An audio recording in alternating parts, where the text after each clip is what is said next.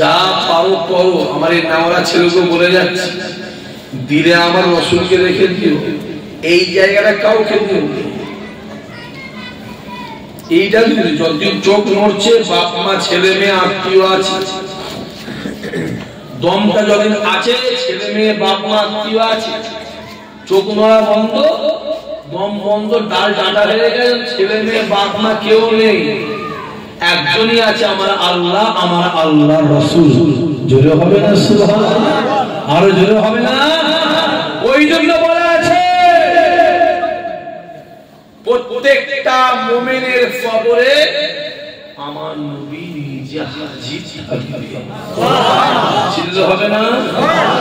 মুসলমানের কবরে না, মুসলমান আলাদা আর মুমিন আলাদা। একটা মুসলমান জান্নাতে যাবেন, একটা মুসলমান, যে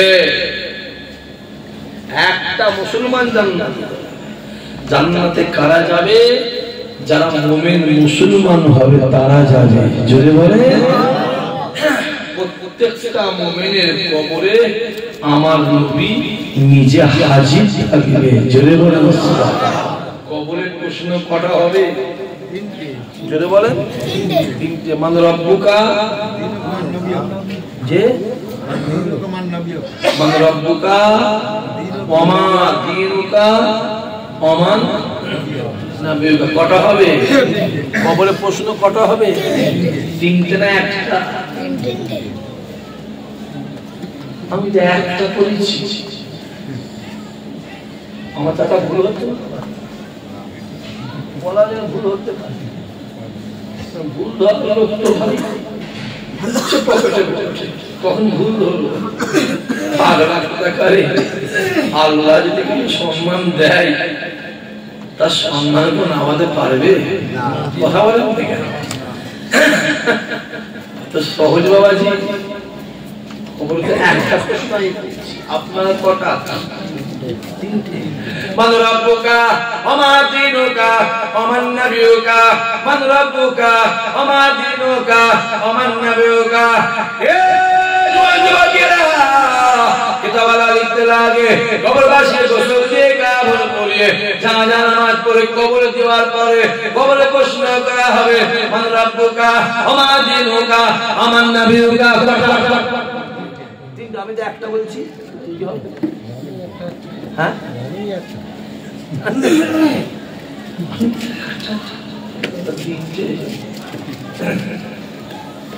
কেতাবলা লিখতে লাগে, বহু লম্বা চওড়া ঘটনা, বেশি বলার সময় নাই, সময় এসেছে, বেশি লড়া যাবে না।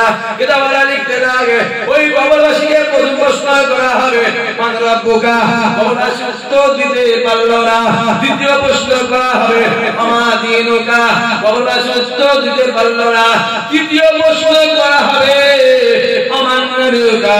যখন ওমান নাবিয়ুকা বলা হবে, প্রত্যেকটা মুমিনের কবরে আমার নবী নিজে হাজির হয়ে যাবে।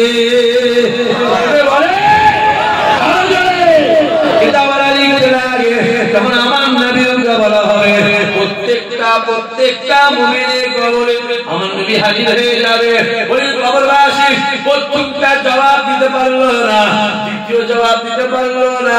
যদি তৃতীয়টা জবাব দিয়ে দেয়, আমার আল্লাহ পাক রাসূলুল্লাহর খাতিরে ওই কবরবাসী আমার আল্লাহ মাফ করে দেবে।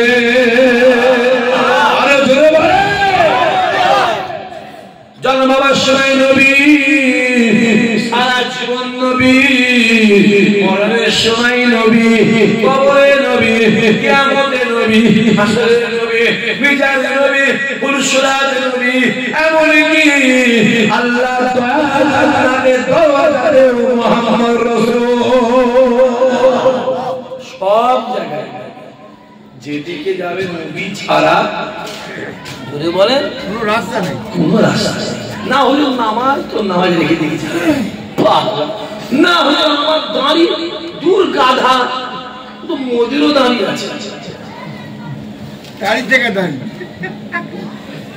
হুজুর আমার পাঞ্জাবি, রবীন্দ্রনাথ ঠাকুরেরও পাঞ্জাবি আছে।